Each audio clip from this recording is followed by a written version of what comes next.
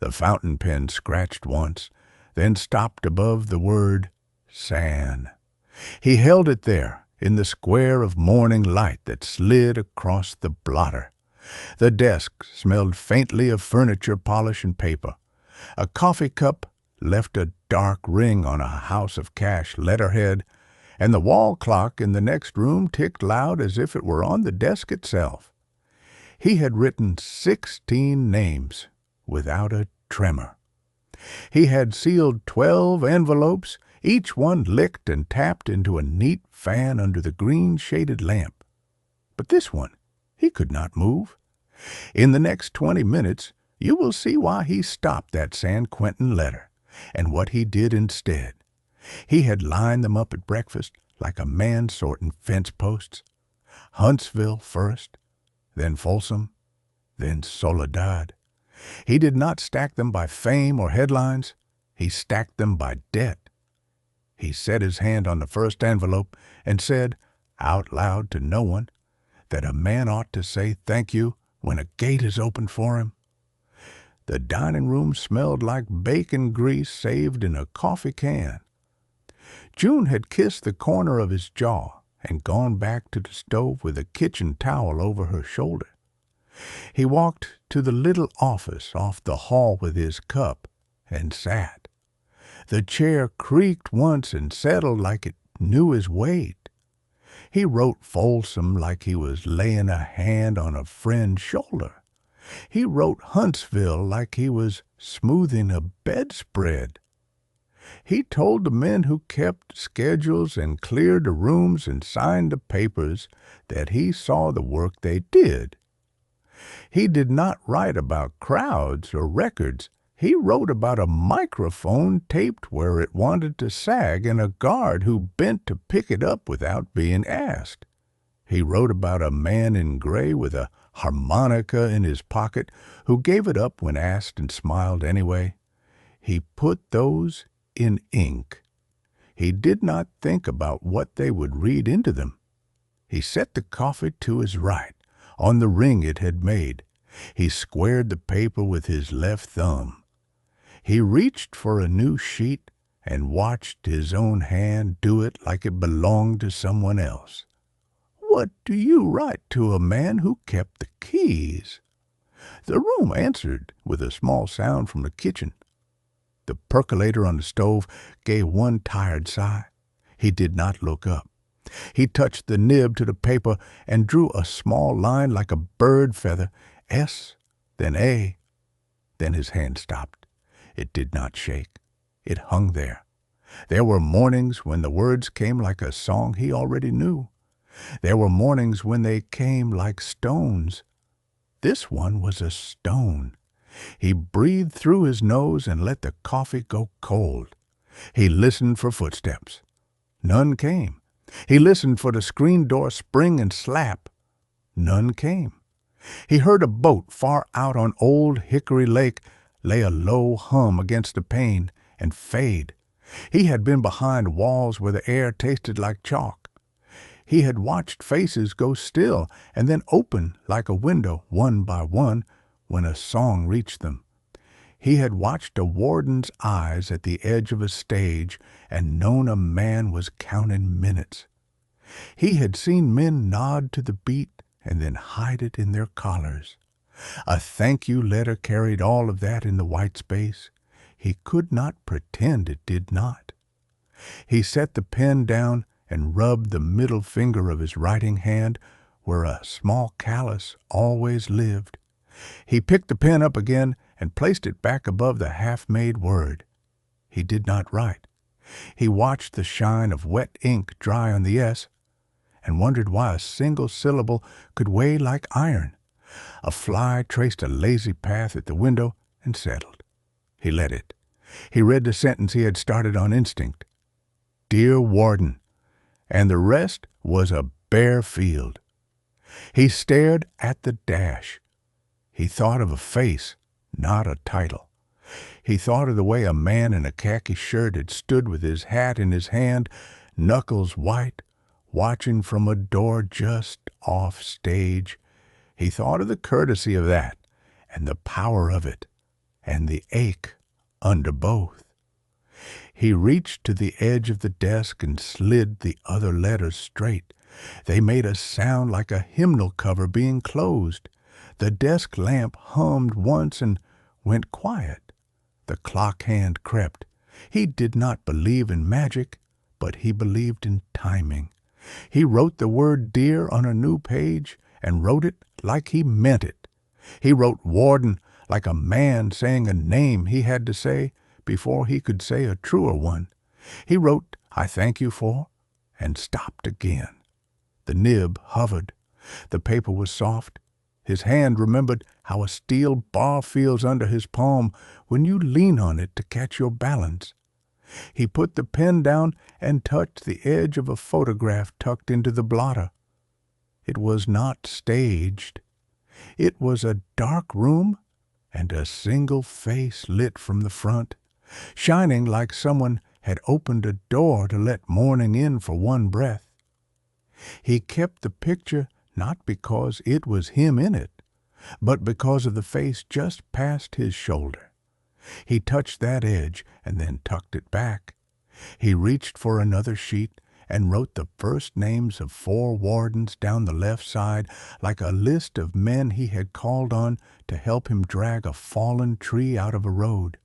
Huntsville, Folsom, Vacaville, Soledad.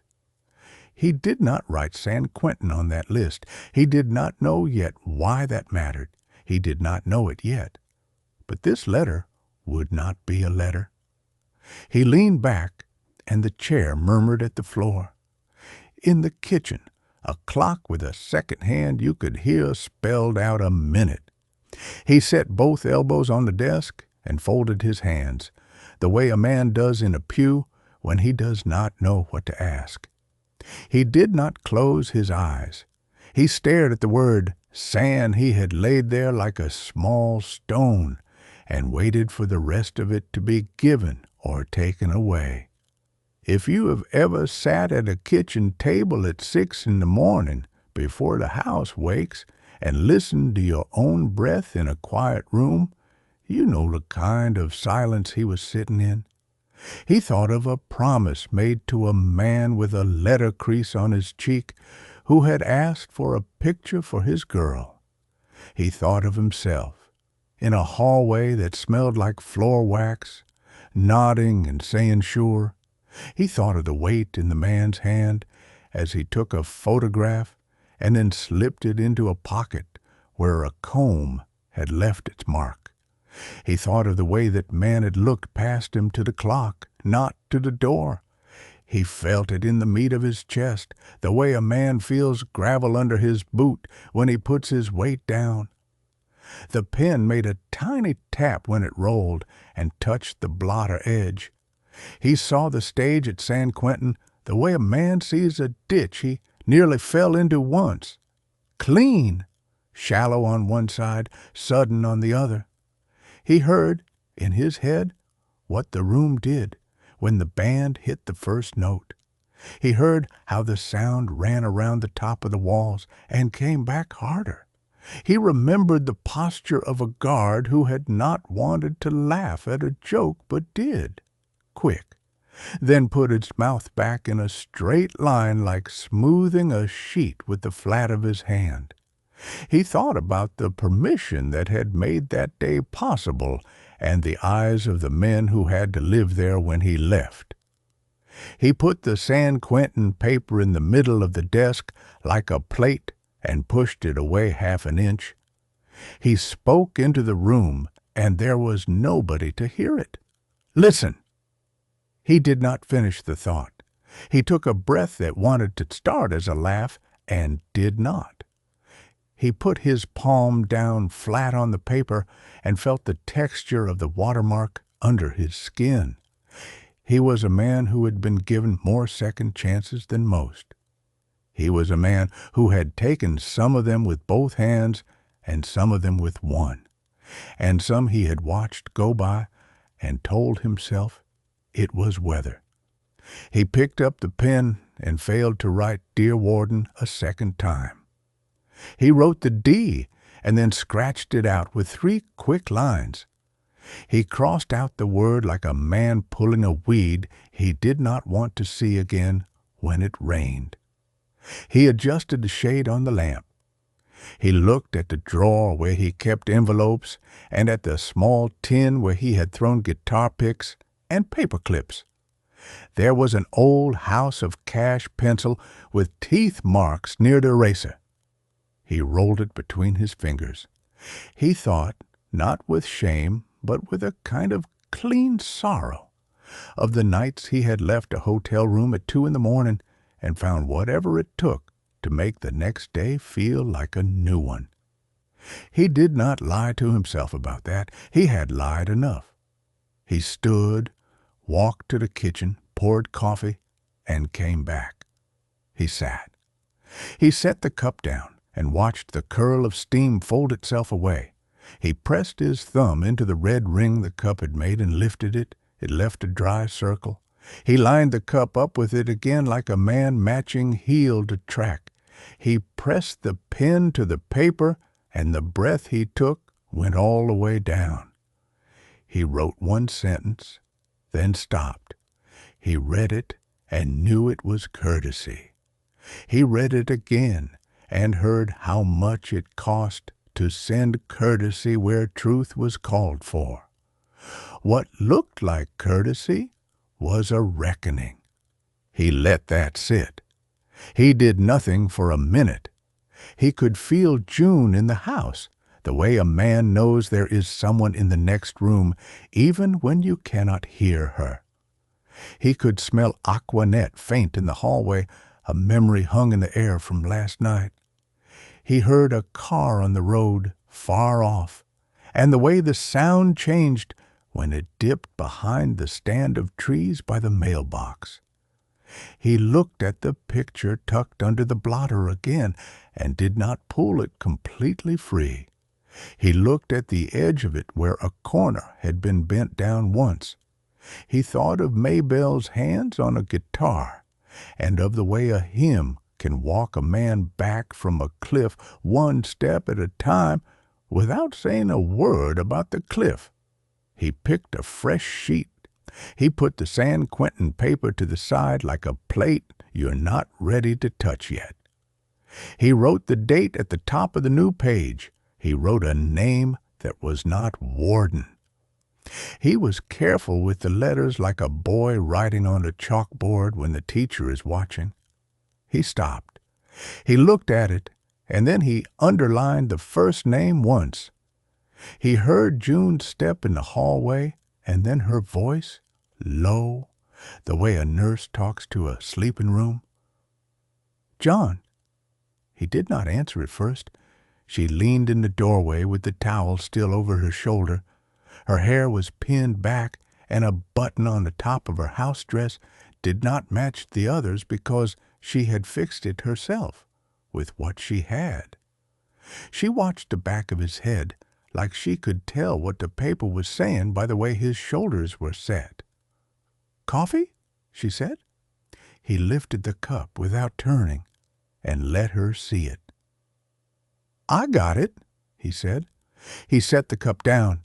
He kept his hands on either side of the page as if they were holding something that might slide. She took one step into the room and then stopped. She did not come close enough to read. She did not ask. "Now, John." "I cannot write it," he said. "Then do not," she said. He nodded once. He did not look up. She stood still for a breath, and then her hand touched the doorframe like a woman touching the end of a pew when she leaves a sanctuary. She went back down the hall. The smell of coffee followed her for 2 steps, and then it was only paper and dust again. He ran the pad of his thumb along the side of the pen like a man checking a knife edge. He put the pen to the page he had started that was not to a warden. He thought of a man in a gray shirt who had said, "Please tell my mama I heard you sing the one about the lonesome dove." He thought of the way the man had said, "Mama like it," surprised him to hear the word out of his own mouth. He began to write. The pen moved. The words were short. He did not write poetry. He wrote like a man talking across a table. I met your boy. He asked me to send this to you. He was standing up straight. He sang when we did. He wanted you to know he did right that day. He will try again tomorrow. He breathed. He wrote the name he half remembered in the top corner and left a blank where he could not trust his memory and would have to ask. He did not lie. He folded the page and slid it into an envelope and left it unsealed. He wrote on the front what he knew and a question mark where he did not. He set it to the left of the San Quentin paper and took up another sheet. He licked his finger and turned the page. He wrote another name. This one he did not have to underline. He wrote, "You asked for a picture. I am putting one as this." The band signed it. I told them why. He did not tell a story he could not finish about what that day had felt like. He did not tell the man what he could not change. He put the truth he could carry into a single sentence, and he left the rest alone. He stacked the two envelopes. He felt something in his chest ease that he had not known was tight. He did not smile. He took a breath that did not scrape. He reached for the San Quentin paper again and laid his hand flat on it. He knew now why it would not move. He could not write thank you to a lock and pretend it was the same as thank you to a hand that opened it. He sat very still.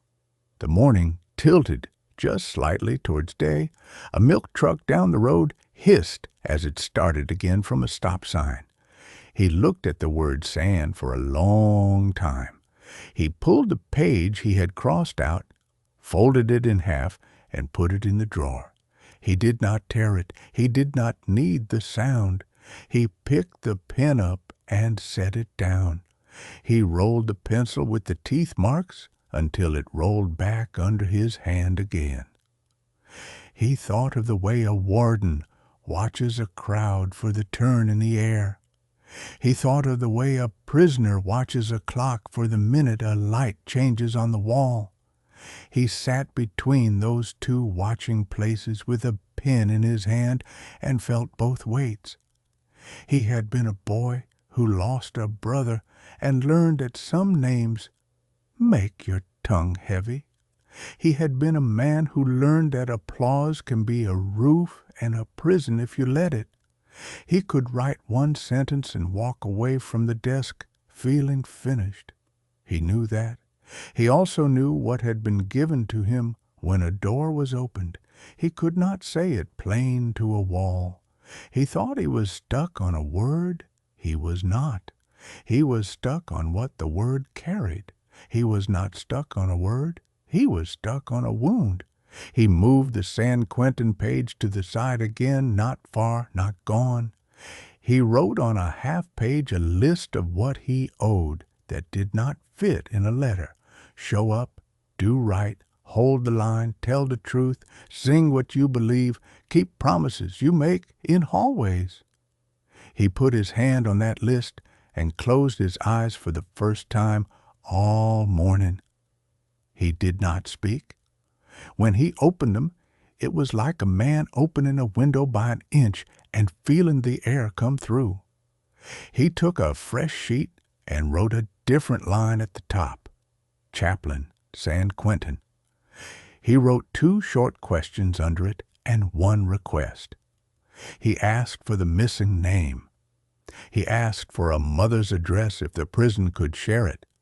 He wrote, "I would like to send 2 notes and a picture to 2 men who asked me for them." He did not explain himself. He did not need to. He sat back and let the ink dry. He looked at the letters to the warden stacked in their polite little fan and at the 2 envelopes addressed to ordinary doorways where a mailman would knock with his knuckles. He looked at the San Quentin page in the center like a stone in a creek and knew what it was. He said, soft, to the empty room, I am grateful. He did not mail the word grateful to the wrong address. He took the pen in his hand and set it down. He looked where his hand had left a smudge of ink. He wiped it with a sleeve without thinking. He glanced at the clock and did not move to stand. He let the room be the size it was. He listened to the house settle. He let the truth run between the stacks of paper like a creek that was always there whether you looked at it or not. The San Quentin sheet waited for him. It would wait all day if it had to. He put 2 stamps in the corner of the chaplain envelope because he did not want it to come back for want of a penny. He flipped open his small address book with a worn elastic and slid the chaplain envelope inside the cover to remind himself to find the number. He pressed the elastic back over the book and set it on top where his eye would land when he stood. He tapped his knuckle once on the desk to take measure of the moment like a man on a porch step, listening for rot. He did not hear any. He heard his own breath. He heard the fly go back to the window. He looked at the San Quentin paper one last time, and he knew the sentence that had been bending in him all morning like a sapling in wind. He did not say it out loud. He let it sit inside him where a good line sits until it is ready to be said. A thank you is easy. A true word costs. He put his palm over the half-started deer and the small sand, and he held it there. He did not gather the other letters to mail just yet. He did not stand. He did not move to call anyone, not then. He sat in the small room off the hall where the house kept its paper and its quiet, and he let the weight of not finishing do what it needed to do. Who was he really thinking? He took the pen up once more and tried to write a single line that would not be a lie to a man with a ring of keys and a job that could turn a person into a set of procedures. He wrote, "Thank you for the order you kept so we could sing without harm." He stopped again. He read it. He measured it against the room that had yelled and then gone quiet all at once when he asked for it. He crossed out the line with one straight stroke. He did not scratch this time. He made one clean line through the middle and put the pen down. He stood and stretched his back. His hand went to the small of it, the way a man does when he remembers how many miles there are between a stage and a bed. He walked to the doorway and stood a second with one shoulder against the frame. He looked down the hall toward the kitchen and saw June move past the doorway with a dish in her hand. She looked up once and saw him, and that was enough. She did not tilt her head with a question. She let him be. He went back to the desk and sat. He placed the San Quentin paper to the right side of the blotter with room under it for the wood to show. He slid the thank you letters to the left. He put the 2 envelopes in the center like a small altar. He touched each one with 2 fingers. He let the truth of what he could do today make its own small light in the room. He looked at the small family Bible on the shelf, the one whose cover was starting to come away from the spine. He did not reach for it. He knew what was in it without opening it. He looked away and let his eyes rest on the photo album with corner tabs under it, red leather, worn at the edges. He smiled a line you would miss if you were not looking. Then it went away. He pulled a drawer and took out the roll of stamps. He tore 3 off along the perforation and put the roll back. He reached for the sponge in the small ceramic dish and wet the flaps of the 2 envelopes that were not to wardens. He closed them with the flat of his hand, like you settle a quilt. He pressed until he felt the paper hold. He left the chaplain letter open. He wanted to add that picture if he could find one that told the truth without saying too much. He did not want to send a poster. He wanted to send a face and a name and a signature that meant something more than ink. He thought of the crowd that day at San Quentin. He thought of the yellow lines on the floor that meant nothing to him and everything to the men who lived there. He thought of the moment the room decided to listen and the moment it nearly did not. He thought of the man in the corner who was not watching him, but watching the door. He let those thoughts come and go. He did not chase them. He waited. He let the morning be what it was.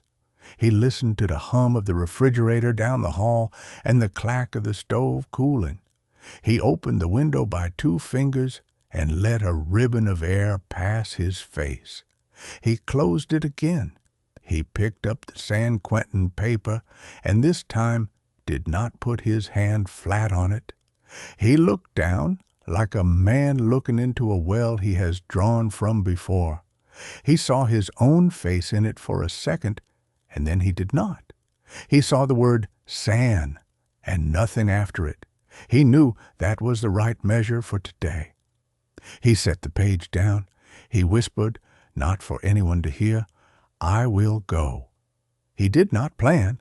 He did not call a manager. He said the sentence into the room the way a man throws a rope over a beam before he pulls. It was a promise he could keep. It did not need ink. He slid the San Quentin page to the edge of the desk and left it there like a sign to his own self.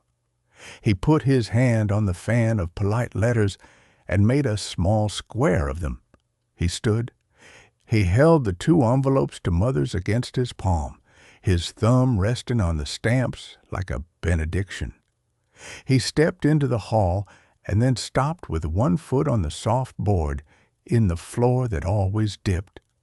He looked back once into the room.